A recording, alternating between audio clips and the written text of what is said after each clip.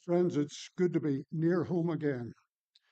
I don't know looking around tonight, but I'd reckon that I'm probably on my own when I can say that I'm the only person here who had three aunts who lived between here and the town head.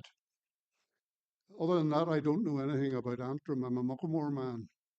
And what we're faced with tonight is the challenge of the names which the Reverend Jack Hawkins left. And to find out more about them, I've done quite a bit of, well, Roberta will tell you it's a full-time hobby. I spend part of each day researching people from Northern Ireland who served in either of the two world wars. A couple of reasons. I don't like that text that says that his place shall know him no more. We all have places that we come from. In my case, they're the roots that made me in part what I am. And also there is the sound historic fact that if you forget what causes wars, you will live to repeat them. And that was a fairly standard text for A levels and stuff at Queen's in my day. You know, the seeds of the Second World War were sown in the first comment. It was good for a 3 hour lecture and that, you know.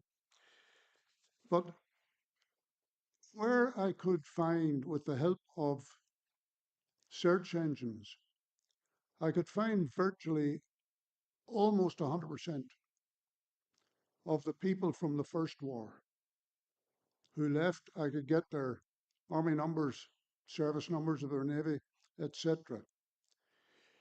The Second World War is a different game, totally. Believe it or not, on the list that Canon Hawkins left, there were 39 names, and there was one fatality, a name from this parish that I could instantly recognize because it was McElrea. And they're talking today about the baby's milk. Well, you're looking at someone who was raised in Jack McElrea's milk. End of. And Jack would have been here. And there are only a couple of other people whose names I could associate with people that I knew. One was Sam Nicol, shop over there. I think I saw an advert in the paper this past week that they'd been established for 100 years. If I'd wanted to know 2 years ago about the Nicol clan, I would have been talking to a woman from Muckamore who took me to primary school and who was living in Devon. She was known as Anne McKillop, later Anne McMaster, married Billy McMaster, whose father had the barber shop just across the road there.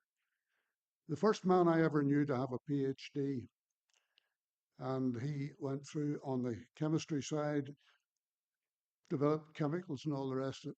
And one day he and Anne decided this was enough. And what did they end up doing? But running the post office at Land's End. And sadly, Billy died and Anne came inland. And I was still in touch with her until her death a couple of months ago or so.